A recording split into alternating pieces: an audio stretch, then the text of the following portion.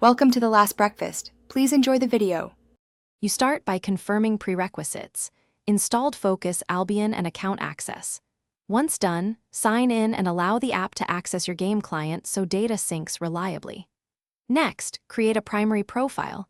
Choose the character, region, and channel frequency to avoid lag. Make sure to configure basic settings now, calibrate mouse sensitivity, confirm keybinds, and arrange your hotbar order. Doing these first prevents mid-run interruptions and gives you a stable baseline to iterate from. Once your baseline is ready, move into core configuration. You should enable automation options selectively. Choose auto attack and focus targets, but avoid full autopilot so you retain control. Then set resource thresholds, HP, energy, and potion usage, so the tool intervenes only when needed.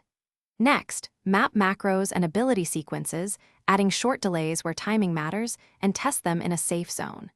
This stage balances efficiency with control. Tweaking here changes performance far more than toggling visuals. You finish by validating everything with short, focused trials, record outcomes, and tweak timing or thresholds after each run. Make sure you test under realistic network conditions to confirm consistent behavior. When satisfied, lock stable profiles, backup settings, and enable auto-updates so improvements reach you automatically. If something goes wrong, check the app logs, reset the cache, and rebind conflicting keys.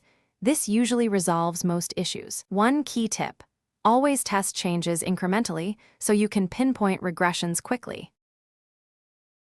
Thanks for watching. If this was helpful, leave a like and consider subscribing. See you next time.